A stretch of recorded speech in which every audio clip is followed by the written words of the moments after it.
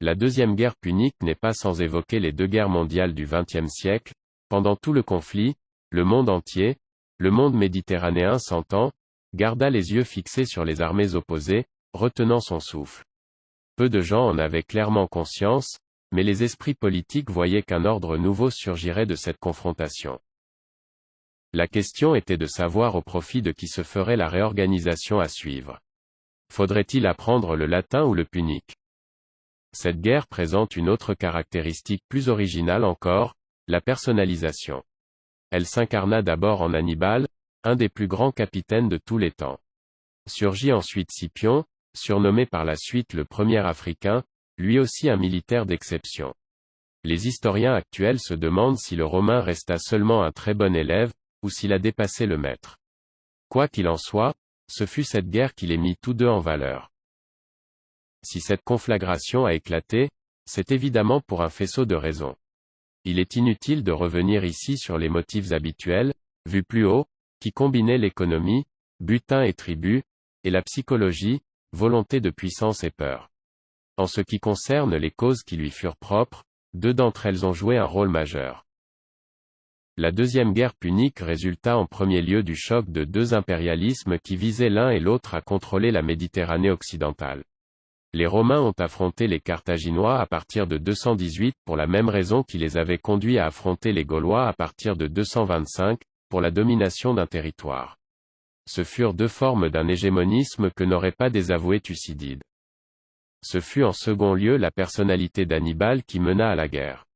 De fait, ce fut lui qui a envahi l'Italie, et pas ses ennemis qui ont débarqué en Afrique, du moins pas avant la fin de cette aventure. Il voulait venger l'honneur de Carthage, humilié en 241, et, assurément, il vouait à Rome une haine formidable. Il est possible qu'il n'ait jamais prêté le serment que lui attribue la tradition romaine, que lui aurait demandé son père Hamilcar, et qu'il aurait engagé à combattre Rome sans répit.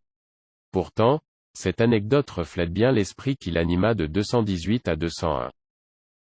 D'autres causes sont intervenues, mais elles ne semblent pas avoir eu autant d'importance que celles qui viennent d'être citées. Dans le domaine politique, il ne faut pas négliger le choix des Barcides, qui s'appuyaient sur le peuple contre les nobles. Ils se trouvaient assez proches des démocrates grecs et très loin des aristocrates romains, l'opposition était complète. Sur le plan stratégique, on voit que ce conflit a fini par toucher beaucoup de peuples, macédoniens et autres grecs, gaulois, ibères, numides et maures, pour ne mentionner que les plus importants.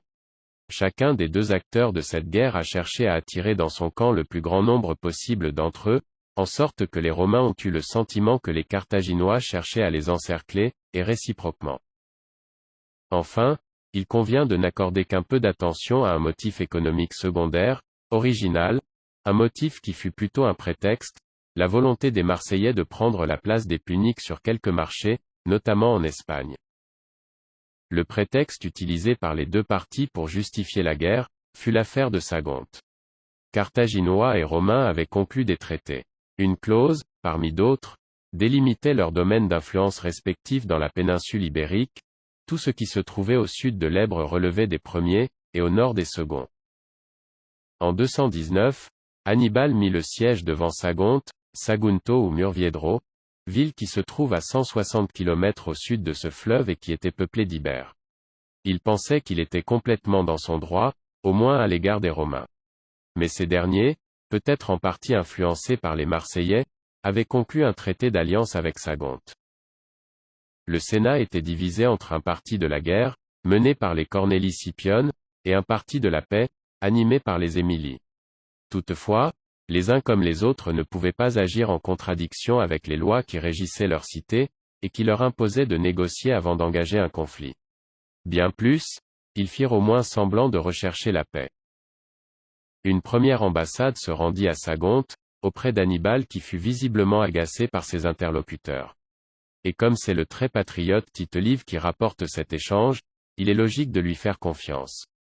De là, les messagers gagnèrent Carthage, où ils se bornèrent à exposer la situation. Une deuxième ambassade alla directement à Carthage. Parmi les 5 personnages qui la composaient se trouvait l'illustre Fabius, dont on a voulu faire à tort un pacifiste. Après des négociations futiles et sans fin, il brusqua l'entretien et adressa une forme d'ultimatum aux dirigeants de Carthage. Fabius, dans les plis de ma toge, j'apporte la paix et la guerre, choisissez. Le suffète, choisis toi-même. Fabius, alors, ce sera la guerre. On voit qu'aucun des deux camps ne tenait vraiment à la paix. Au bout de 8 mois de siège, Hannibal prit Sagonte. Toutefois, les Romains manifestèrent trop d'indécision et découragèrent plusieurs soutiens. Ce fut bien tard qu'ils se résolurent à adresser aux Carthaginois une déclaration de guerre en bonne et due forme. En théorie, Rome ne pouvait pas être battue. Elle possédait la supériorité sur Carthage pour 3 raisons. D'abord, son armée était la meilleure du temps. Semblable à un petit char d'assaut, le légionnaire était parfaitement bien équipé, pour la défense et pour l'attaque. Et la tactique manipulaire, associée à la triplex ACIES, lui donnait une souplesse inégalée. Ces points ont été vus plus haut. Ensuite, la démographie exceptionnellement forte de l'Italie lui assurait en permanence la supériorité numérique, lui donnait la possibilité de mener de longues guerres, surtout contre une Afrique qui semble avoir été moins densément peuplée. Quand Hannibal arriva au pied des Alpes, il n'avait que 26 000 hommes. De l'autre côté, en 234 à 233, les censeurs avaient compté 270 713 citoyens romains, ce qui permettait de mettre sur pied 5 armées de plus de 50 000 hommes chacune, et 10 armées égales à celles que commandait le chef punique. Enfin, la marine romaine régnait sur les mers. Mais Carthage ne jouait pas sans atout, et sa principale carte, c'était Hannibal qui, à lui seul, valait plusieurs légions. En 218, il avait 29 ans. Précisons, pour les amateurs de ce genre de détails, qu'il avait une femme, Himilké, et qu'elle lui avait donné un fils. Plusieurs traits de sa personnalité présentent davantage d'intérêt. Du point de vue politique, il était devenu le chef du clan des Barcides, un parti qui, comme on l'a dit, s'appuyait sur le peuple. Dans la tradition d'Alexandre le Grand, le mythe d'Alexandre a inspiré de nombreux ambitieux de l'Antiquité, comme Hannibal et César, parmi d'autres. En outre, il était profondément patriote. Et, membre d'une famille plus qu'aisée, il avait pu recevoir une excellente éducation, ce qui veut dire qu'il était très hellénisé. Cette culture grecque, lui donnant accès à des disciplines comme la tactique, la stratégie, la poliorcétique, lui a permis de développer une intelligence hors norme dans le domaine militaire où il ajoutait une autorité naturelle à ses compétences acquises. De toute façon, il n'était pas totalement démuni pour cette guerre, même si Rome possédait des avantages. Certes, sa patrie avait perdu les îles, Baléares, Sicile, Sardaigne et Corse, mais Hamilcar lui avait donné le sud de la péninsule ibérique, où se trouvaient des hommes, des guerriers, du blé et de l'or. Beaucoup d'historiens se sont interrogés. Dans quelle mesure ce domaine espagnol était-il soumis à l'autorité de la métropole? Nous pensons que ces chefs puniques sont toujours restés fidèles à Carthage, alors même qu'ils bénéficiaient par nécessité d'une autonomie certaine, en raison des distances. La suite de l'histoire l'a montré. C'est ainsi qu'Hannibal prépara la guerre d'abord par des échanges diplomatiques avec des Gaulois et des Italiens, mais les informations qu'il en tira étaient exagérément optimistes, nous le verrons, et il crut à tort qu'il bénéficierait d'un large soutien. Il rassembla dans sa capitale, Carthagène, la nouvelle Carthage, un trésor de guerre et une armée. Elle regroupait 102 000 hommes, 90 000 fantassins et 12 000 cavaliers, avec 37 éléphants. De 218 à 216, Hannibal, à l'offensive, pratiqua une guerre éclair parfaite ponctuée de victoires éclatantes. Il lui fallut d'abord atteindre l'Italie, et il le fit par voie de terre, progressant souvent loin des côtes. Des historiens ont cherché à expliquer ce choix à première vue curieux pour le représentant d'un peuple de marins. Le punique aurait été inspiré par le mythe d'Alexandre le Grand, où il aurait voulu suivre la route d'Héraclès. Ou encore, plus simplement et à notre avis, il n'avait pas le choix. Les Romains possédaient une totale maîtrise de la mer, et il aurait perdu son armée de terre dans ce genre de confrontation. Il risquait de subir un débarquement suivi d'une attaque sur son flanc droit, qui lui aurait coûté cher alors même qu'il n'aurait pas atteint l'Italie. Les grandes lignes du trajet sont bien connues, et seuls quelques détails font problème. L'armée punique ne comptait plus que 60 000 fantassins, contre 90 000 au départ, et 11 000 cavaliers, contre 12 000, quand elle atteignit les Pyrénées. c'est que Hannibal n'avait pas initialement prévu d'arriver en Italie avec ses 102 000 hommes du départ. Il voulait laisser une partie de ses effectifs pour protéger les voies de communication. On ignore quel col il a emprunté pour franchir cette montagne, le Perche ou le Perthus. Puis il s'avança à travers le sud de la Gaule jusqu'au Rhône, qu'il atteignit vers Orange. Là se posent deux problèmes, un vrai et un faux. Les sources anciennes ont inspiré beaucoup d'auteurs modernes sur un stratagème prêté à Hannibal. Pour faire traverser le fleuve aux éléphants, il aurait fait construire des radeaux recouverts de gazon. La réalité est autre, car les éléphants nagent très bien, et les seuls qui risquaient de se noyer étaient les cornacs. Voilà le faux problème. Le vrai problème fut posé par des Gaulois qui s'étaient postés sur la rive gauche du fleuve afin d'empêcher le passage des Puniques. Hannibal inventa un stratagème, une attaque en tenaille. Il ordonna à quelques unités de franchir le fleuve en amont. Quand il fut assuré que ses soldats étaient prêts à passer à l'assaut, il lança ses autres effectifs dans des barques, droit sur l'ennemi. Attaqués à la fois de face et sur leur flanc droit, les Gaulois prirent la fuite, non sans quelques pertes. L'armée d'Hannibal s'engagea alors davantage vers le nord, dans plusieurs villages de la Drôme et de l'Isère, les habitants se vantent encore de l'honneur pour eux que fut son passage à travers leurs terres. Puis elle emprunta la vallée de l'Isère, comme on l'admet en général. La suite est plus problématique. Sans doute a-t-elle remonté la vallée de la Maurienne à la fin du mois d'octobre. Quant au col qu'elle a franchi pour passer en Italie, son identification reste débattue. Ce fut peut-être le Petit Mont-Cenis, mais en réalité le problème est insoluble. Au début du XXe siècle, un chercheur avait compilé une bibliographie du sujet, et il avait déjà constaté qu'une vie entière ne suffirait pas pour tout lire.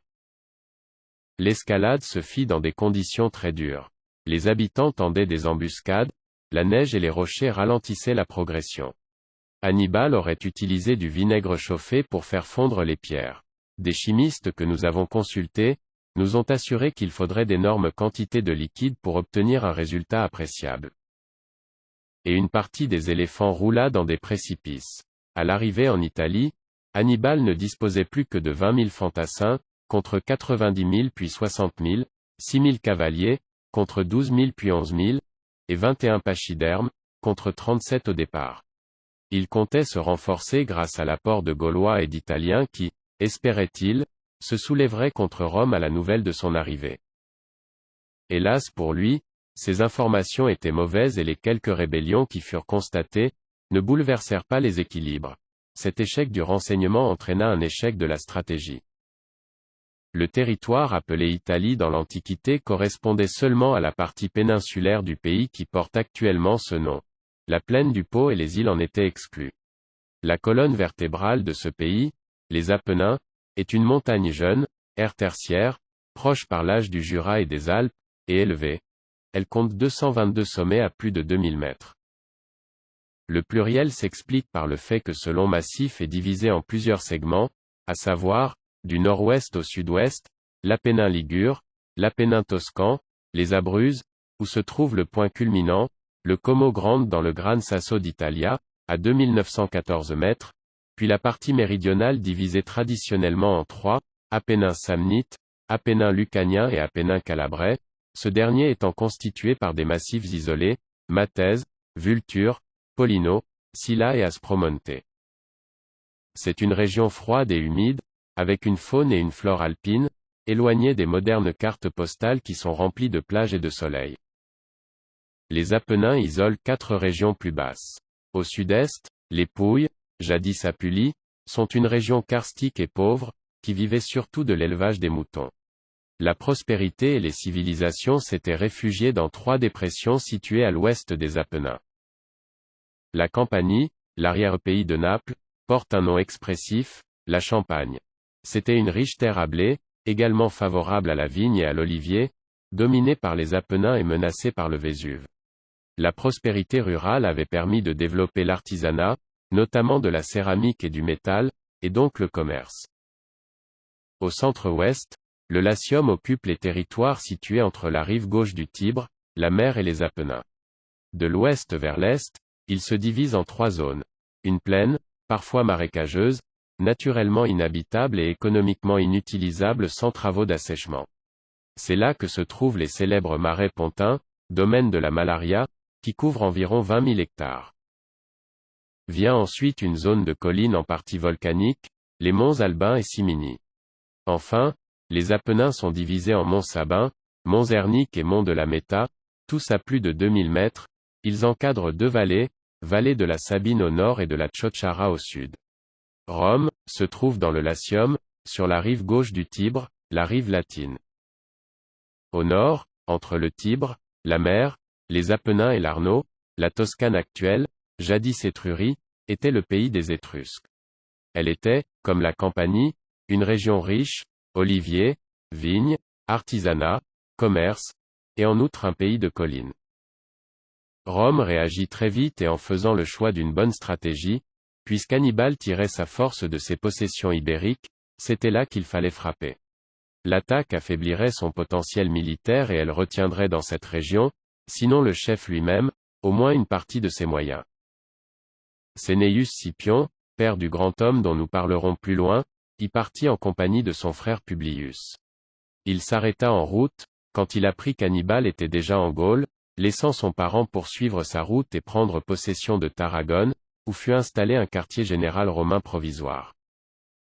En Espagne, les succès s'enchaînèrent, Publius vainquit les Ilergètes et le punit Canon, puis il remporta une victoire navale à l'embouchure de l'Èbre. Il fut rejoint en 217 par Cnéus, après que ce dernier eut subi 2 défaites sur lesquelles nous allons revenir. Magon, chef des Carthaginois, fut capturé, mais l'attention du monde était alors tournée vers l'Italie, où Hannibal remporta 4 victoires dans un crescendo d'efficacité militaire. La bataille du Tessin, près de Lomelo, fin 218, opposa Hannibal à Cnéus Scipion, que nous appellerons dorénavant Scipion le Père. Elle fut plus que le combat de 2 avant-gardes, comme on l'a cru jadis. Cette erreur s'explique, car, dès qu'elles furent au contact, les 2 avant-gardes se jetèrent l'une sur l'autre, sans attendre le gros des troupes, qui suivaient. L'infanterie légère de Scipion le Père, fut bousculée par les Puniques. Et elle se replia. Dans le même temps, la cavalerie numide effectuait un mouvement d'enveloppement aux ailes, cherchant à tourner l'infanterie lourde romaine enfin arrivée. Celle-ci recula, et la défaite se transforma en désastre pour 2 raisons. Le pont de bateau qui avait été posé sur la rivière fut emporté par un subit gonflement des eaux, Scipion le Père fut blessé et c'est son fils, le futur Africain, qui le sauva. Les conséquences du Tessin furent plus spectaculaires que réellement graves, aussi bien d'un côté que de l'autre. Mais les socis gaulois de Scipion le Père crurent bon de tuer les Romains qui les accompagnaient, soit 2000 fantassins et 200 cavaliers. Et si les Insubres et les Boiens manifestèrent de la sympathie pour Hannibal, ils ne firent pas grand-chose d'autre, par peur des Romains et aussi parce que leurs voisins, les Sénons, les Vénètes et les Sénomans, se préparaient à les agresser au cas où ils mobiliseraient leurs troupes. Les querelles entre voisins gaulois suscitaient plus de haine que les conflits avec la lointaine Rome. Quant aux Italiens, ils rejoignirent encore moins le camp d'Hannibal. Comme les Gaulois, ils craignaient les légions et, à leur différence, ils se sentaient plus proches des Romains par la langue et la culture. On ne signala qu'une vraie défection, un certain Dasius de Brinde livra aux Puniques la ville de Clastidium dont il avait la garde. Quoi qu'il en soit, s'il commençait à susciter de l'intérêt, Hannibal ne provoquait pas encore beaucoup d'effroi. Rome confia à Sempronius et, de nouveau, à Scipion le Père une nouvelle armée, encore relativement modeste, de 16 000 légionnaires et 20 000 socis. Peu avant la fin de l'année 218, ils rencontrèrent les forces puniques. Si l'on a discuté sur l'importance de la défaite subie par les Romains au Tessin, celle qui survint à la Trébie n'a pas prêté à débat, et elle montre l'intelligence du chef punique qui recourut à un stratagème. Les légionnaires étaient rangés suivant la triplex ACIES, dos au fleuve, ce qui était risqué. La cavalerie les flanquait des 2 côtés. Hannibal avait placé les fantassins légers en avant de son dispositif, ce qui était banal. Sa phalange était composée de Gaulois au centre et d'Africains sur les flancs. Sur chaque aile, les éléphants précédaient les cavaliers. L'astuce fut de cacher, derrière un repli du terrain, 1000 fantassins et 1000 cavaliers, aux ordres d'un Magon. Le premier assaut vit s'effectuer 2 mouvements contraires. Au centre, les légionnaires enfoncèrent leurs adversaires. Aux ailes, la cavalerie numide mit en fuite celle qui lui faisait face. Elle put alors revenir pour prendre à revers l'armée romaine, avec le renfort des hommes de Magon. La plupart des Romains réussirent à faire retraite entre les unités d'Africains, mais ce fut pour constater que la Trébie était en crue, le piège du Tessin se renouvelait et la défaite se transforma encore une fois en désastre. Seuls 10 000 Romains échappèrent au massacre. Hannibal voulut donner une suite politique à cette victoire militaire, et il annonça aux Italiens qu'il venait les aider à retrouver leur liberté. Son message tomba dans le vide. Il passa l'hiver à Bologne, où moururent tous ses éléphants sauf un. Au printemps, il décida de bouger. Son armée fut organisée suivant un ordre de marche très habile. Il fit alterner les unités fiables, africains et ibères, et celles qui l'étaient moins, gaulois. La cavalerie, à l'arrière, ramassait les traînards. Ce fut alors qu'il perdit un œil des suites d'une ophtalmie, devenant le chef borgne monté sur l'éléphant Gétule, Heredia. Contre Hannibal, les Romains avaient mis en place une vraie stratégie fondée sur le principe d'encerclement, en Italie et hors de la péninsule. Il était surveillé par Cneius Servilius Geminus depuis Rimini et par le consul Flaminius, installé avec 2 légions à Arezzo. Flaminius, dont le courage n'était pas en cause, avait pour ennemi les patriciens, car il soutenait les plébéiens, et le bruit courait qu'il était impie, grave faute aux yeux de ses compatriotes. À l'extérieur de l'Italie, les 2 Scipions contrôlaient maintenant à peu près tout le pays espagnol au nord de l'Èbre. Des garnisons avaient été installées à Tarente, en Sicile et en Sardaigne. Les événements militaires qui eurent pour cadre les rives du lac Trasimène, le 21 juin 217, ne constituent pas une bataille à proprement parler. À cet endroit, Hannibal tendit une embuscade, qu'il est difficile d'assimiler à de la guérilla en raison de l'ampleur des moyens humains mis en œuvre. Entre Borghetto et Passignano, le rivage du lac dessine une forme légèrement convexe de direction est-ouest, il est longé, immédiatement au nord, par une ligne de collines, qui lui est presque parallèle. Le consul Flaminius engagea ses troupes, qui étaient relativement peu nombreuses, puisqu'elles ne comptaient que 2 légions et des alliés, entre le rivage et les collines. Il avait négligé l'envoi d'éclaireurs, ce qui fut une lourde faute, chèrement payée. En effet, Hannibal avait réparti ses hommes sur les hauteurs, cavaliers à l'ouest, puis fantassins gaulois, baléares et carthaginois, et enfin, tout à l'est, ibères et africains. Un épais brouillard les dissimulait. Quand les Romains furent bien engagés dans le défilé, leurs ennemis attaquèrent avec 3 avantages, une pente favorable, un assaut de flanc et l'effet de surprise. De nombreux Romains furent tués sans avoir compris ce qui leur arrivait. Quelques-uns tentèrent leur chance en se jetant à l'eau, en vain, ils furent massacrés depuis le rivage, à coups de flèches et de javelots. Seuls quelques hommes de l'avant-garde purent s'échapper, en profitant d'une ouverture dans la ligne des collines. Les pertes furent déséquilibrées, de 1500 à 2500 morts du côté d'Hannibal, moins de 15 000 chez ses ennemis. 6 000 hommes se rendirent à Maharbal, qui les fit couvrir de chaînes. Les Romains virent dans ce geste un bel exemple de perfidie punique. Et Flaminius avait été tué. On n'avait pas pu l'identifier, car un Gaulois lui avait coupé la tête pour s'en faire un trophée, une coupe dans laquelle il buvait son vin. Dans les combats du Trasimène, les Carthaginois avaient eu beaucoup de chance, le consul n'avait pas envoyé d'éclaireurs et un épais brouillard était tombé opportunément. Cette affaire apporte 3 enseignements. Hannibal était intelligent, il savait inventer des stratagèmes, ce qui est bien connu. La chance était avec lui, les anciens auraient dit, les dieux, mais elle accompagne toujours les vainqueurs. Et une nouvelle défaite ne pouvait qu'affecter fortement le moral des Romains. Cette défaite, d'une ampleur malgré tout modérée, entraîna pourtant de grandes conséquences pour les 2 parties. Hannibal en profita pour modifier sa tactique et sa stratégie. Immédiatement, comme dit Polybe, il rééquipa les Africains à la romaine, c'est-à-dire qu'il fit ramasser les armes des morts pour les donner à ses soldats. On peut supposer que ce choix s'explique par le désir d'appliquer une nouvelle tactique plus souple et plus proche de l'organisation manipulaire de ses ennemis, que de la rigide phalange à la grecque. Par ailleurs, sans doute parce qu'il n'espérait plus un soulèvement général des Gaulois et des Italiens, et aussi parce que la ville de Rome était imprenable, il se dirigea vers le sud de l'Italie, par le versant adriatique des Apennins, traversant l'Ombrie et le Picénum pour gagner la Donie, immédiatement à l'ouest du monte Gargano, dans le nord de l'Apulie.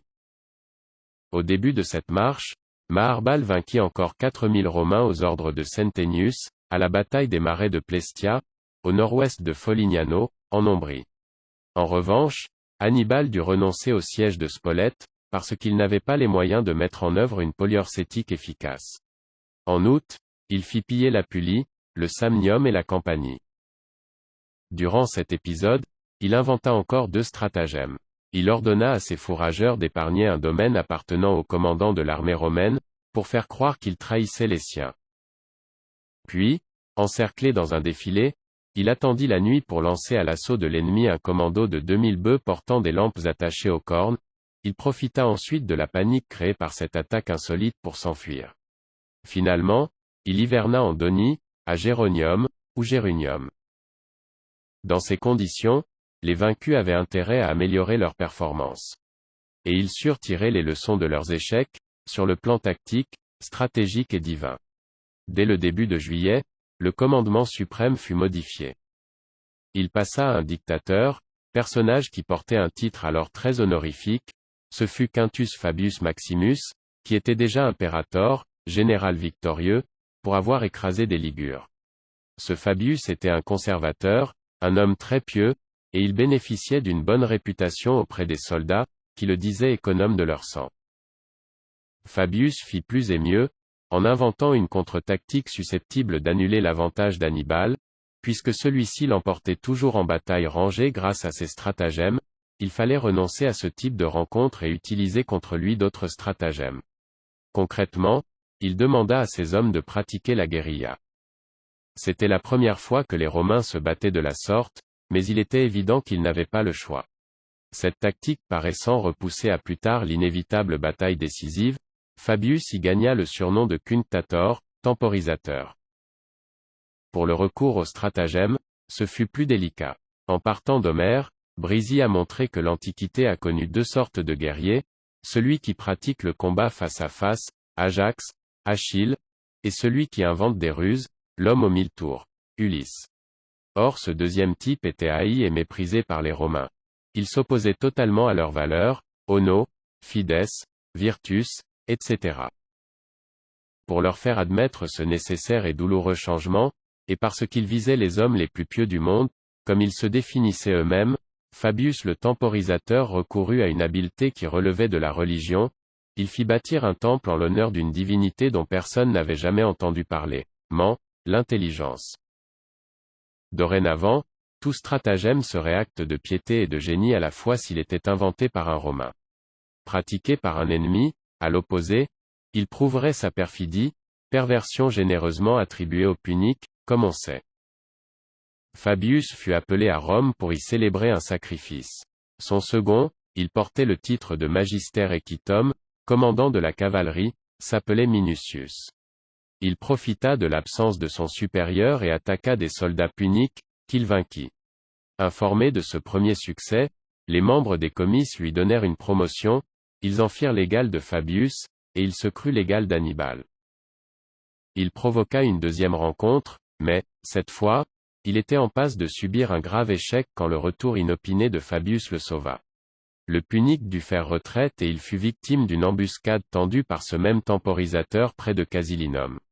C'était le retour à la guérilla et une variante du stratagème jadis honni. Minucius reprit de lui-même la place qu'il n'aurait jamais dû quitter, la deuxième. Malgré ses débuts prometteurs, et en raison des fabuleux talents d'Hannibal, d'autres mesures furent prises et notamment un accroissement des effectifs. La durée du service fut allongée et le cens requis pour entrer dans l'armée fut abaissé, ce qui eut l'avantage de rapprocher de ses élites le peuple, qui trouvait normal de défendre sa patrie. Dans ces conditions, le nombre des légions put être augmenté. On ne possède que peu de certitudes, mais il se situait entre 11 et 17, chiffre auquel s'ajoutaient les socis. En 216, Rome alignait 80 000 hommes, soit 40 000 légionnaires, 8 unités, et autant d'alliés. Pour renforcer la continuité du commandement, le Sénat érigea en règle le maintien dans ce poste des généraux, qui furent donc de plus en plus souvent prorogés dans leurs charges. On eut donc non seulement des préteurs et des consuls, mais encore et surtout des propréteurs et des proconsuls. En ce qui concerne la stratégie, l'Italie resta au centre des préoccupations, et puisqu'il n'était pas possible dans l'immédiat de détruire l'armée d'Hannibal, au moins fallait-il empêcher qu'elle ne se renforçât. une flotte de 70 navires puniques se dirigea vers le port de Pise, 120 bateaux romains la mirent en fuite, succès qui s'explique, la marine romaine possédait une nette supériorité, en quantité et en qualité. Dans le même temps où il ne recevait pas de secours, Hannibal ne trouvait pas d'alliés. Les Italiens, par crainte, par patriotisme, ou pour ces deux raisons à la fois, ne lui apportèrent aucun soutien, se réservant pour ses ennemis. En outre, la solidité des élites municipales et leur solidarité avec leurs homologues romains empêchaient tout renversement d'alliance. De même, les Gaulois observèrent un prudent attentisme, pris entre les menaces de leurs propres frères et voisins, et une crainte des légions qui pouvait paraître raisonnable. En Espagne, avec seulement 35 navires, les Scipions menèrent une opération combinée, Cneius sur mer et Publius par voie de terre. Ils réussirent à vaincre la flotte d'Himilcon et les troupes d'Hasdrubal. Ce dernier fut repoussé vers la Lusitanie, approximativement le Portugal actuel, mais les forces puniques conservèrent Sagonte et Carthagène. Revenons à Rome où fut organisée une véritable mobilisation religieuse, ce qui n'a rien d'étonnant pour l'Antiquité, surtout chez un peuple qui se prétendait le plus pieux du monde. À cette époque, tous les hommes croyaient aux dieux, mais les Romains pensaient qu'ils les honoraient davantage que les autres. Le Sénat décréta un rite extraordinaire, un ver sacrum, un printemps sacré. Il promit à ces divinités de leur offrir en sacrifice tous les fruits d'une année et d'envoyer à l'aventure, hors d'Italie, tous les jeunes gens nés cette année-là. Il tint parole en 195. Pour sa part, Fabius le temporisateur estima nécessaire d'honorer tout particulièrement deux déesses, en offrant un temple à chacune d'elles, Man, comme on l'a dit, et Vénus. Cette dernière ne présidait pas seulement aux arts érotiques, et ce n'est certainement pas cet aspect qui fut visé en ces temps dramatiques. Elle donnait également la victoire aux chefs de guerre, et c'est pourquoi elle fut toujours très honorée, par exemple par Pompée et surtout par César. Dans ce contexte stratégique, devant l'attentisme des Italiens et des Gaulois, Hannibal avait besoin d'une grande victoire. Il se dirigea vers Cannes. La bataille de Cannes, qui eut lieu le 2 août 216 avant Jésus-Christ, reste un modèle encore étudié dans les écoles d'officiers. Elle marqua l'apogée d'Hannibal et elle manifesta de manière éclatante son génie militaire, un talent qui s'exprima dans un nouveau stratagème. Il fut aidé par la présomption du consul Varron, qui n'eut pas la sagesse d'écouter les prudents conseils de son collègue Paul-Émile, en réalité Aemilius Paulus. Cette forme malheureuse est une tradition qui remonte en France à la Renaissance. Le dispositif initial est bien connu. Au nord, se trouvait la rivière Ophide. Hannibal prit position à l'ouest, face au soleil levant. Il plaça en avant son infanterie légère, les frondeurs baléares. La phalange d'infanterie lourde était constituée par des Ibères et des Gaulois au centre, flanqués de part et d'autre par des Africains. Pour la cavalerie, il avait mis à l'aile gauche des Ibères et des Gaulois, sous le commandement d'Hasdrubal, et les Numides, aux ordres d'Anon, à l'aile droite. Il n'avait plus le moindre éléphant. Au total, Hannibal disposait de 30 000 à 40 000 fantassins et de 10 000 cavaliers. Du côté romain, à l'est, on ne relève aucune originalité, vélite en avant, triplex ACIES derrière eux, cavalerie aux ailes. Les consuls possédaient une très forte supériorité numérique, avec un effectif extraordinaire de 80 000 hommes, où l'on ne comptait toutefois que 6 000 cavaliers, ce qui était un élément de faiblesse. Les opérations sont ouvertes par deux mouvements simultanés. Les fantassins ibères et gaulois du centre punique avancent légèrement, dessinant une sorte de ventre mou offert aux légionnaires. Dans le même temps, la cavalerie romaine, à droite, est chassée par les hommes d'Hasdrubal. Suivent deux autres mouvements simultanés. La cavalerie des Socis, à gauche, est à son tour mise en fuite par les Numides d'Anon, et l'infanterie légionnaire se précipite vers le centre adverse. Mais les mercenaires ibères et gaulois résistent, et l'infanterie africaine, à gauche et à droite, effectue un quart de tour. Les Romains ont des ennemis devant eux, à droite et à gauche. Quand la cavalerie numide revient, à bride abattue, les légionnaires constatent qu'ils sont complètement encerclés, enfermés dans un piège.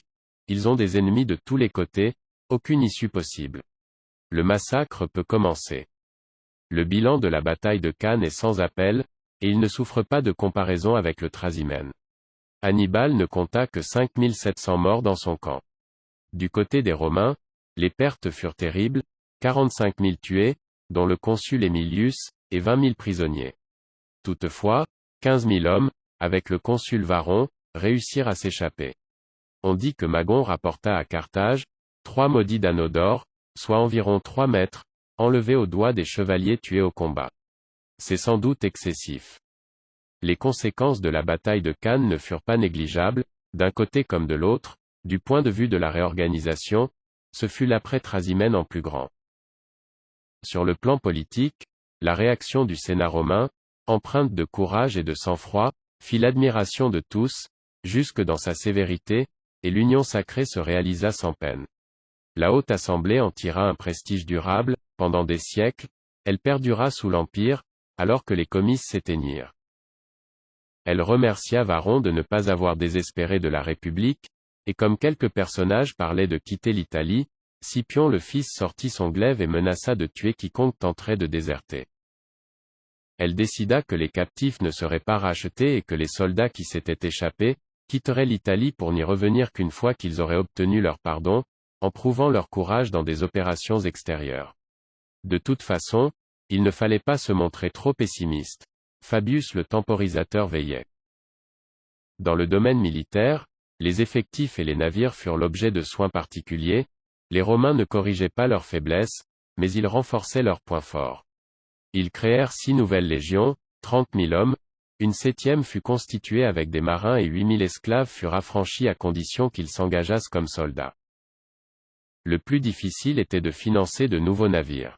Dans ce but, un nouvel impôt pesa sur les riches, ils devraient créer 3 sociétés de 19 membres chacune, pour développer la construction navale. En cas de défaite, l'investissement était perdu. La victoire au contraire permettrait l'ouverture de nouveaux marchés et, avec le butin, un remboursement des frais engagés sans qu'il en coûtât rien au peuple romain. Ce système rappelle celui qui avait été mis en place pendant la première guerre punique, au moment de la bataille des îles Égètes. Le domaine de la psychologie collective, essentiel dans une guerre, connut des hauts et des bas. Les Romains durent s'armer de détermination et de patience. Pour renforcer ces sentiments, le Sénat prit donc les mesures de rigueur énoncées plus haut. Les Italiens auraient certes aimé bénéficier de plus de liberté et de davantage de butin dans la guerre, mais la peur des légions et l'amitié entre gens de même culture l'emportèrent. Les Gaulois, sur qui Hannibal avait fondé tant d'espoir, ne bougèrent pas, ou peu. Les Boïens attaquèrent les troupes du consul Lucius Postumius Albinus, et il fut vaincu. Du côté des Carthaginois, évidemment, le moral sortit renforcé de cette victoire. Toutefois, contre toute attente, le chef punique ne mit pas le siège devant Rome. Un de ses lieutenants, Maharbal, le lui reprocha dans une apostrophe célèbre, « Tu sais vaincre, Hannibal, mais tu ne sais pas tirer profit de ta victoire. » Cet officier pensait qu'il lui était possible de prendre la ville par surprise. Mais Hannibal n'ignorait pas que les habitants de Rome seraient habiles, que son rempart était solide et que les Carthaginois, formés à la guerre de mouvement, ne pourraient pas se convertir aisément à la guerre de position, à la poliorcétique. L'échec subi plus tôt devant Spolète lui avait montré les limites de son armée. Le Sénat de Carthage envoya Magon, frère d'Hannibal, vers le nord-ouest de l'Italie. Il reçut à cette occasion une double mission, soulager Hasdrubal, bloqué en Espagne, et conforter l'armée d'Italie. À cette fin, il disposait de 12 000 fantassins, 1500 cavaliers, 20 éléphants et 1000 talents d'argent, environ 25 tonnes. La situation des Puniques s'améliorait aussi dans l'ouest, dans les îles. Hieronimo, tyran de Syracuse, en partie parce qu'il avait été mal conseillé, en partie parce qu'il s'était trompé sur la situation, rompit avec la prudence de son père et fit alliance avec Carthage qui, pour l'encourager, envoya des flottes vers Syracuse et vers Lilybée, Marsala. La Sardaigne donna aussi des espoirs aux Carthaginois, quand éclata la révolte d'Ampsicora, du nom de son instigateur, un habitant de l'île. Il reçut des renforts commandés par Hasdrubal le Chauve. Enfin, à l'est, le roi de Macédoine, Philippe V, négociait avec Hannibal. Un traité d'alliance fut conclu, dont les Romains eurent connaissance quand le navire transportant les ambassadeurs fut intercepté par une de leurs croisières. La première guerre de Macédoine dura de 215 à 205. Dans le sud de l'Italie, Hannibal se créa un domaine analogue à celui que son père avait fondé autour du Guadalquivir. En 212, il avait reconstitué à son profit l'état de Pyrrhus. Après la prise de Tarente, cette ville lui fut livrée par des jeunes gens ennemis de Rome. Sans doute pour permettre à ses troupes de se reposer, et pour les récompenser, il leur offrit dans l'hiver qui suivit la bataille de Cannes, les délices de Capoue. Il ne faut pas trop fantasmer sur ce séjour qui a été très utilisé par les moralistes. Les plaisirs, ont-ils voulu dire, amollissent même les hommes les plus virils. Il faut donc les éviter. En fait, ce sont les donneurs de leçons que les historiens ont intérêt à éviter, car même les militaires actuels ont établi des sortes de SAS de décompression analogues, pour les combattants qui reviennent d'opérations très dures. Quoi qu'il en soit, Rome était encerclée. Encerclée, Rome réagit dans tous les secteurs. De 214 à 206, l'Italie put aligner en permanence de 20 à 25 légions et lancer plusieurs flottes. Cet effort de guerre entraîna une révolution monétaire qui eut lieu entre 213 et 211, avec la création du denier, qui valait 476 scrupules et comportait des subdivisions. Cet événement intéresse aussi, de manière évidente, l'histoire économique. Mais c'est dans le domaine stratégique que les interventions furent les plus spectaculaires. 3 armées furent constituées pour grignoter le domaine des Carthaginois. Ce fut l'occasion pour Claudius Marcellus de paraître sur le devant de la scène. Il reçut l'ordre de s'installer à Codium, Montesarchio, avec la mission de reprendre le Samnium. Ce jeune noble a séduit Plutarque, qui lui a consacré une de ses vies parallèles. Il cumulait les qualités, le courage, l'intelligence, prouvée par ses stratagèmes, l'humanité à l'égard de ses soldats et l'amour de la culture. Après avoir pris Syracuse, il fit expédier à Rome les statues et les tableaux qui constituaient le butin. Il remporta une victoire, modeste il est vrai, aux dépens d'Hannibal. Sempronius Gracchus, pour sa part, fut envoyé avec des troupes dans le sud du Latium, à Sinuessa. Lui aussi remporta une victoire, mais sur les Campaniens. Et Fabius prit ses quartiers à Calvi Risorta. Les Romains ne pouvaient pas ravitailler Casilinum, vers Capoue, assiégé par les Puniques. Pour aider les habitants, ils jetèrent des noix en amont, dans les eaux du Vulturne, le fleuve qui arrose la ville. C'était un stratagème de logistique. Une mauvaise nouvelle supplémentaire leur fut apportée, quand ils apprirent que le consul Lucius Postumius avait été tué, et son armée vaincue. À l'ouest, la situation fut rétablie en faveur de Rome. Titus Manlius Torquatus, ayant été désigné comme gouverneur de l'île, vainquit les insurgés sardes et leurs alliés puniques. Ce succès fut éclipsé par les événements de Sicile, Hieronimo ayant été assassiné par les notables de la ville, qui firent appel à Rome. Marcellus fut envoyé sur ce terrain d'opération et il dressa contre lui une bonne partie de la population. Cet échec prouve que les héros de Plutarque n'étaient pas sans faiblesse. Himilcon débarqua près du mont Eryx, à Héracléa, Héracléa Minoa, avec 25 000 fantassins, 3 000 cavaliers et 12 éléphants. Il s'empara d'Agrigente, puis il fut repoussé en 213 par Marcellus.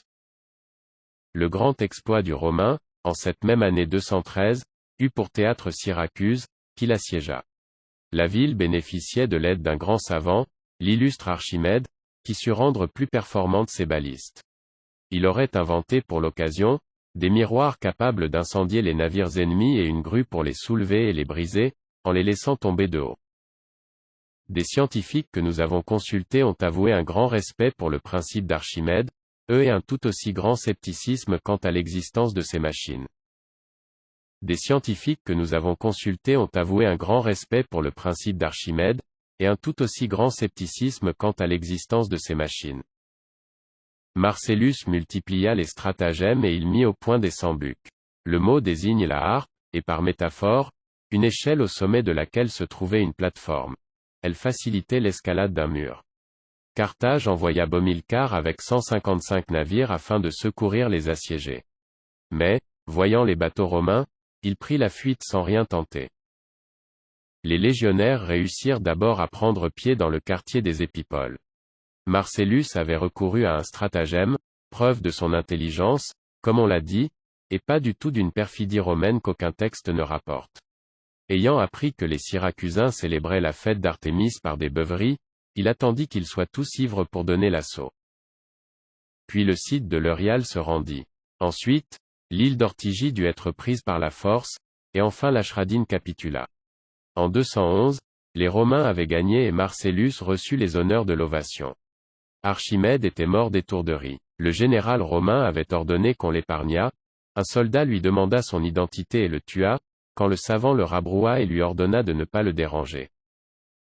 En 210, toute la Sicile était romaine. À l'est aussi, la situation s'améliorait, parce que le roi de Macédoine, à son tour, était encerclé, à l'ouest par les légions, au nord par les Dardaniens et les Thraces, au sud par les Achéens d'Aratos et par les Étoliens. Le traité avec ces derniers fut ratifié par les comices en 209, ils furent rejoints par les Éléens, les Messéniens et les Spartiates. Enfin, une autre menace pour la Macédoine arriva de l'Est, quand Attale, roi de Pergame, entra dans l'alliance romaine. Et ce n'est pas tout. Les Romains l'emportaient dans la péninsule ibérique, où les deux Scipions vainquirent les Carthaginois à Castrum Album et à Munda en 214. En 212, ils prirent Sagonte, ce qui provoqua une contre-offensive ennemie, sans trop de conséquences. Lentement mais sûrement, les Romains préparaient une indispensable nouvelle étape, la guerre en Afrique.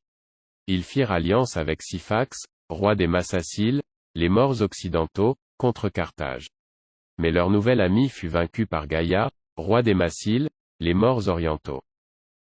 S'il acceptait pour l'essentiel la stratégie de Fabius le temporisateur, les généraux romains se montraient de plus en plus hardis, avec toutefois une sage prudence, attaquant ses lieutenants plutôt qu'Hannibal lui-même, pratiquant le grignotage du domaine punique en Italie. C'est ainsi qu'Hannon fut vaincu par Tiberius Sempronius Gracchus près de Bénévent, et ensuite par Cneius Fulvius et Appius Claudius, puis que Marcellus l'emporta sur Hannibal lui-même à Numistron. Toutefois, aucune de ces rencontres ne peut être assimilée, même de loin, à une bataille décisive. Capoue et Tarente furent reprises. Les consuls Quintus Fulvius et Appius Claudius obtinrent la capitulation de Capoue en 211. Une partie des sénateurs locaux choisit le poison, et les autres furent condamnés à mort. Une lettre du Sénat romain recommanda qu'ils fussent graciés, mais Fulvius la cacha et il fit exécuter les prisonniers. 2 ans plus tard, en 209, Fabius reprit Tarente. Le pillage de la ville rapporta un butin fabuleux. Hannibal, qui ne restait pas inactif, ne connut pas que des revers. Il vainquit et tua le centurion Contantius Penula, et il l'emporta sur Cneius Fulvius à Erdonée. Il eut surtout le bonheur d'apprendre la mort de Marcellus. Le Romain avait voulu observer des positions puniques depuis une hauteur. Des cavaliers numides lui coupèrent le chemin du retour, et il fut tué dans la rencontre. Hannibal, qui l'estimait, lui rendit hommage. Un des exploits les plus célèbres du chef punique fut son raid sur Rome en 211. On a souvent dit qu'il cherchait à faire lever le siège de Capoue. Pour le reste, les sources sont contradictoires, ce que les modernes n'ont pas vu. Elles disent d'un côté qu'il était accompagné par 3000 cavaliers, et d'un autre qu'il cherchait une rencontre en plaine. Avec si peu d'hommes, et surtout sans infanterie lourde, il n'avait rien à espérer, quel qu'ait été son génie. Il aurait donc offert la bataille 3 jours de suite. À chaque fois, Jupiter aurait manifesté son désaccord en provoquant un orage. Ce qui est assuré, c'est qu'il se présenta à la porte Capène, suscitant un mouvement de panique. Hannibal est aux portes. On le voyait partout. La réalité est qu'il se borna à contempler la ville, qu'il savait imprenable, et il partit. Il ne pouvait qu'attendre des renforts improbables pour desserrer un étau qui l'étranglait lentement et sûrement. Hasdrubal, frère d'Hannibal, avait échappé aux Scipions. Il renouvela l'Odyssée de 218 et il arriva dans la plaine du Pô en 207. Il commandait une armée de 48 000 fantassins, 8 000 cavaliers et 15 éléphants. Il ne réussit pas à prendre Plaisance, et il se rendit en Ombrie pour renforcer son frère. Mais le messager porteur de la demande de rendez-vous fut intercepté. Les Romains savaient, pas Hannibal. Les consuls, Marcus Livius et Claudius Nero, disposaient de 6 légions, soit 30 000 hommes. Les ennemis s'affrontèrent au sud du fleuve Métor, contre lequel était adossée l'armée punique. Hasdrubal avait placé les Ibères à droite, les Ligures au centre, les Gaulois à gauche et les éléphants en avant. Marcus Livius occupait la gauche et Claudius Nero la droite, mais ce dernier était caché des Gaulois par une colline. pendant que Marcus Livius attaquait droit devant lui, Claudius Nero, profitant de ce qu'il échappait à la vue des Gaulois, fit un grand mouvement tournant. C'était audacieux, dangereux même. Si les Gaulois avaient chargé à ce moment précis, ils auraient détruit l'armée romaine, les hommes de Claudius auraient été attaqués de dos, et les soldats de Livius par le flanc droit. Mais les Ibères, assaillis de deux côtés à la fois, prirent la fuite, entraînant avec eux toute l'armée punique. Les Romains avaient perdu 2000 hommes, leurs ennemis 10 000, au nombre desquels figurait Hasdrubal. Claudius Nero fit décapiter le vaincu et il envoya sa tête à Hannibal. C'était un élément de guerre psychologique. Le chef ennemi apprenait à la fois que son service de renseignement était mauvais, que ses renforts étaient anéantis et que son frère avait été tué. Les légionnaires massacrèrent tous les Gaulois pris dans le camp et tous les Carthaginois, sauf quelques chefs dont ils espéraient tirer une rançon. Ils trouvèrent 300 talents de métal précieux, près de 8 tonnes. Durant l'hiver de 207 à 206, Hannibal ne contrôlait plus qu'un petit domaine en Italie du Sud, autour de Crotone. Une nouvelle fois, il faillit recevoir des renforts. En 206, Magon débarqua à Savone. Il était accompagné par 12 000 fantassins et 3 000 cavaliers, puis il reçut 6 000 fantassins, quelques centaines de cavaliers et 7 éléphants. Il avait en outre beaucoup d'argent et le droit de recruter des mercenaires. Mais, face aux énormes effectifs des légionnaires, c'était trop peu, et il ne put rejoindre Hannibal. En 203, il fut vaincu. Il chercha son salut dans la fuite et il trouva la mort. La situation de la Macédoine n'était guère meilleure. Philippe V fut vaincu à Apollonia, mais l'alliance des Acarnaniens le sauva provisoirement et elle relança la guerre. Les accords déjà mentionnés passés avec les Étoliens et Pergame renforcèrent le camp romain. Attale fit subir une nouvelle défaite au roi de Macédoine, qui dut se résoudre, en 205, à la paix de Phénice. Elle mettait un terme à la première guerre de Macédoine. Dans la péninsule ibérique, Rome essuya pourtant un grave échec, les deux Scipions furent vaincus et tués. Un chevalier romain, Lucius Marcius, sut faire mieux que limiter les conséquences de ce désastre. Il aurait même, si l'on en croit les sources, anéanti une armée punique, tuant 37 000 ennemis et en capturant 30 800, ce qui nous paraît beaucoup. Scipion le fils prit la succession de ses parents défunts. Il était né en 236 ou 235 dans une famille patricienne, et très jeune, il avait affronté les soldats d'Hannibal, au Tessin, à la Trébie et à Cannes.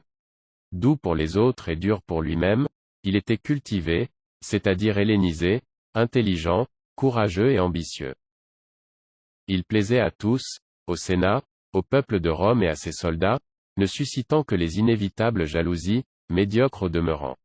Il avait soigneusement étudié la tactique d'Hannibal, et il se préparait à l'affronter. Dès qu'il reçut son commandement, Scipion organisa la prise de la capitale punique, Carthagène, par une opération combinée, prolongée par un stratagème. Il accompagnait en personne l'armée de terre, 25 000 fantassins et 2 500 cavaliers, son ami Laelius, qui a inspiré Cicéron, assurait la logistique avec la flotte. Arrivé devant la ville, il l'attaqua sur 3 points à la fois, mais il fit porter son principal effort sur le nord, un endroit où il n'était pas attendu, parce qu'une lagune gênait la progression. Entrés dans la place, les légionnaires tuèrent tous ceux qui y vivaient, même les chiens qui furent coupés en deux. La victoire rapporta du blé, des armes et de l'argent. 300 otages ibères furent libérés, c'était une mesure diplomatique.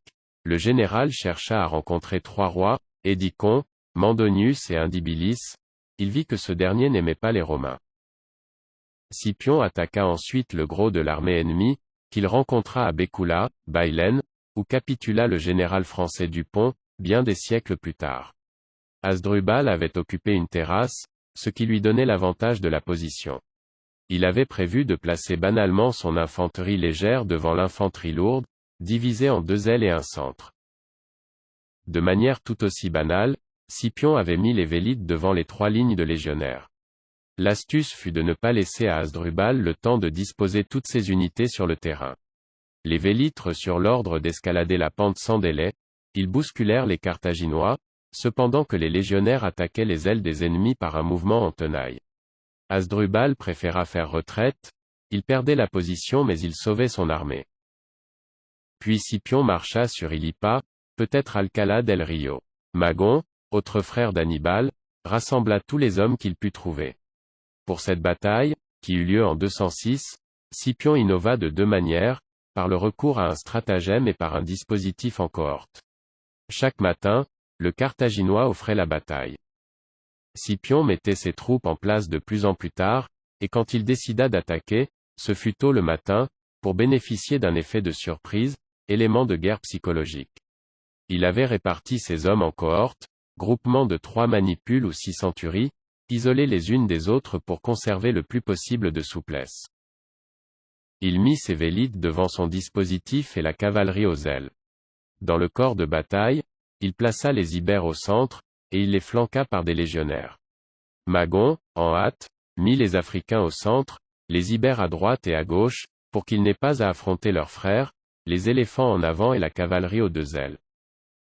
Le premier contact tourna à l'avantage des Romains, aussi bien pour la cavalerie que pour l'infanterie légère qui se replia très vite derrière les fantassins lourds.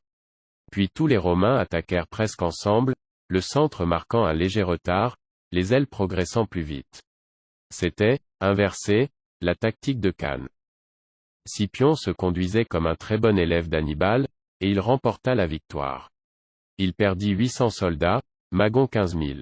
Un orage miséricordieux arrêta les combats, limitant les pertes du camp carthaginois. Après sa victoire, Scipion put concrétiser une alliance avec le numide Massinissa, qui ne régnait pas encore sur tout son pays. Il détruisit Iliturgi, assiégea Astapa et combattit Indibilis. En 206, la péninsule ibérique était romaine. Scipion reçut les honneurs du triomphe. Auréolé de ses succès, il présenta sa candidature au consulat pour 205, contre Fabius le temporisateur, et il fut élu. Il avait prôné la guerre en Afrique pour y attirer Hannibal. Son concurrent avait déclaré qu'il valait mieux vaincre l'ennemi d'abord en Italie. Scipion prépara son armée à Lilybée, rassemblement des effectifs, exercices et logistique. En 204, il réussit une opération de transport de troupes, de matériel et de vivres, puis un débarquement au Cap Bon, sans rencontrer d'opposition. De là, il se rendit à Utique, au nord de Carthage, où Massinissa vint le rejoindre. Le chef des Carthaginois, Hasdrubal, avait obtenu l'alliance d'un autre numide, Syphax, et, pour consolider cette entente, il lui avait donné en mariage sa fille, la belle Sophonisbe, que Corneille et Voltaire ont contribué à immortaliser. Hasdrubal disposait de 30 000 fantassins et 3 000 cavaliers, et Syphax lui apportait 50 000 fantassins et 10 000 cavaliers, ce qui faisait une armée considérable. La situation était l'inverse de Cannes, cette fois, c'étaient les Puniques qui misaient sur le nombre. En bon élève d'Hannibal, Scipion trouva un nouveau stratagème. De nuit, il fit incendier les huttes des hommes de Syphax, qui furent tués en tentant de les évacuer. Les ennemis quittèrent Utique pour se rendre au lieu-dit les Grandes Plaines, Campi Magni, la Dacla, vers Béja, où ils se rencontrèrent en 203.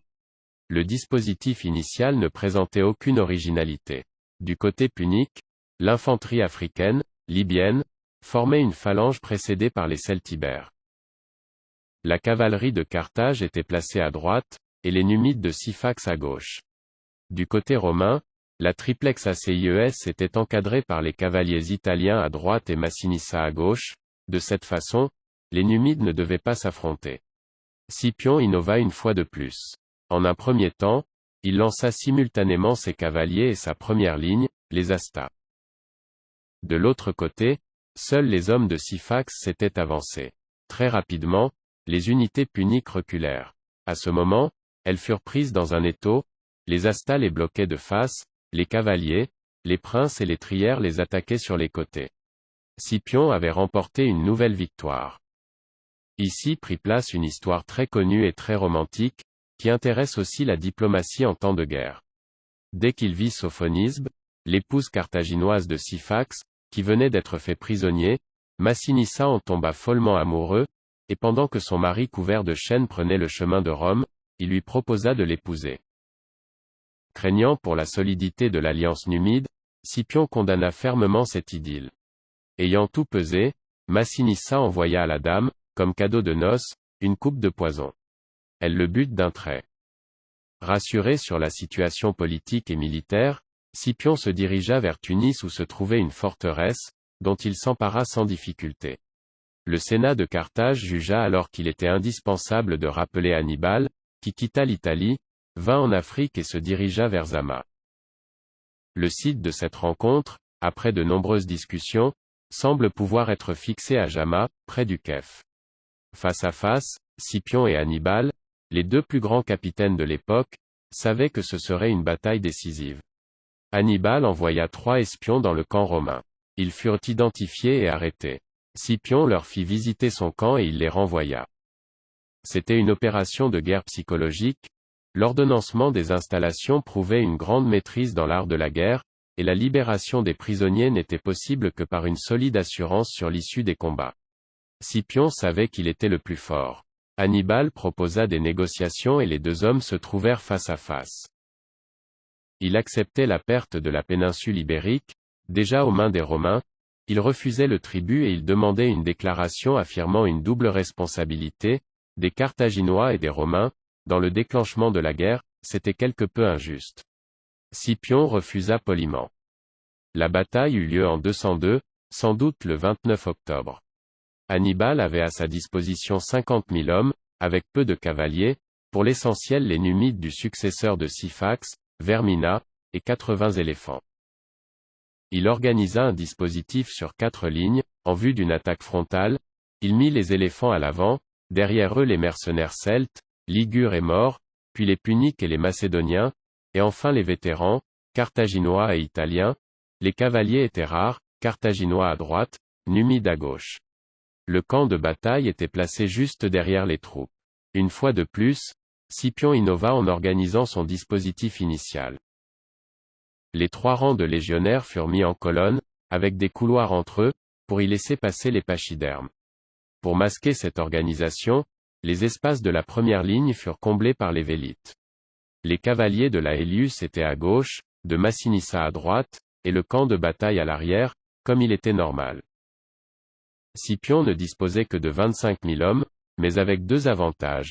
Ses fantassins, des vaincus de Cannes pour la plupart, avaient soif de vengeance, et ils savaient qu'ils ne pourraient pas retourner dans leur patrie en cas de défaite. Massinissa lui avait fourni une abondante cavalerie. Les éléphants engagèrent la rencontre, mais leur charge tomba dans le vide, les vélites se replièrent derrière les astas, leur ouvrant le passage. Puis la cavalerie des Romains et leur première ligne chargèrent ensemble. La cavalerie d'Hannibal prit la fuite et les fantassins de l'avant se replièrent sur ceux qui les suivaient immédiatement. Ces derniers les repoussèrent, ce qui provoqua un pugilat entre soldats du même camp. À ce moment, la totalité des troupes de Scipion donna l'assaut. Hannibal essaya de contrer ce mouvement en plaçant aux ailes les restes de son infanterie. Trop tard, la cavalerie des Romains revenait, fermant le piège. Hannibal, qui a été comparé par Brisy au Napoléon de Waterloo, laissa sur le terrain 25 000 morts et 8 500 prisonniers. On compta 2 500 morts dans le camp de Scipion. Conformément aux traditions romaines, Scipion proposa un armistice, qui était en fait une première rédaction du traité à venir. Carthage prenait plusieurs engagements, livrer les déserteurs et les transfuges, promis à la mort, donner tous ses éléphants et ses navires de guerre, sauf 10, payer une indemnité de 1000 talents, 25 tonnes d'argent, pour l'armistice et de 50 000 talents, 1500 tonnes, pour le traité. Mais sur 50 ans, évacuer les territoires situés à l'ouest des fosses puniques, rendre à Massinissa ses terres et celles qui avaient appartenu à ses ancêtres, cette clause était très vicieuse, car ces domaines n'étaient pas définis, ne pas embaucher de mercenaires gaulois ni ligures, ne pas faire de guerre sans l'accord de Rome, contrainte dangereuse en cas de conflit avec Massinissa, remettre des otages en garantie. Le traité définitif fut conclu en 201. Cependant, les questions territoriales n'obsédaient pas le Sénat, qui attendit 197 pour créer officiellement les 2 provinces d'Espagne. Scipion fit un retour triomphal dans la ville, et il fut surnommé l'Africain. Montesquieu tira un enseignement de cette guerre, les Romains ne firent jamais la paix que vainqueurs. À partir de 201, aucun État méditerranéen ne put rivaliser avec Rome, et ce fut alors qu'un sénateur prononça un discours très patriotique, sur un thème tout aussi patriotique. Dorénavant, dit-il en conclusion, tous les peuples obéissent aux Romains. Et Caton l'Ancien d'ajouter, et tous les Romains obéissent à leurs femmes.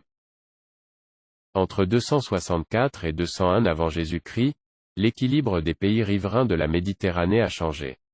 Et tout est venu de Rome, car la deuxième guerre punique, même si elle a été provoquée par Hannibal, aurait de toute façon fini par éclater. L'État romain est sorti d'Italie, après avoir conquis la péninsule, et aussi après l'avoir associé à ses entreprises. Mais les sénateurs n'ont pas compris que les soldats qui étaient recrutés souhaitaient un vrai partage des bénéfices, du butin. Ce mécontentement, de toute façon, c'est une autre histoire. Nous y reviendrons. Dans l'immédiat, ils ont créé des provinces territoriales, ce mot signifiait simplement mission à l'origine, en premier lieu la Sicile et la Sardaigne, avec la Corse. Si la stratégie de Rome, ou plutôt son empirisme, une absence de vraie stratégie, s'est exercée en premier lieu vers le sud, vers les îles proches, elle a conduit le Sénat à engager des troupes également vers le nord. Puis la deuxième guerre punique a marqué un profond changement. Une nouvelle fois, Rome a failli disparaître. Et l'on songe alors au destin de la Syrie, qui a fini par succomber sous une réaction générale contre ces entreprises cruelles. Et, une nouvelle fois, grâce à une politique habile à l'égard de ses alliés, Rome est sortie grandie des épreuves. La deuxième guerre punique a donné au Sénat le contrôle de tout le bassin occidental de la Méditerranée, mais contrôle ne signifie pas annexion. Elle a aussi engagé les légions dans de plus vastes entreprises. Elles se sont battues dans la plaine du Pô, en Gaule, peu, il est vrai, en Espagne, en Afrique et dans les Balkans. Les ambassadeurs de Rome sont allés jusqu'en Asie, à la cour du roi de Pergame. Devenus gendarmes du monde méditerranéen, les légionnaires avaient un programme chargé, mais sans contrainte de temps, ils pouvaient avancer avec lenteur vers deux objectifs, annexer les territoires sous protectorat et leur ajouter de nouvelles provinces. Les directions et la chronologie dépendirent totalement des circonstances. Rome ne cherchait à dominer ni le temps, ni l'espace.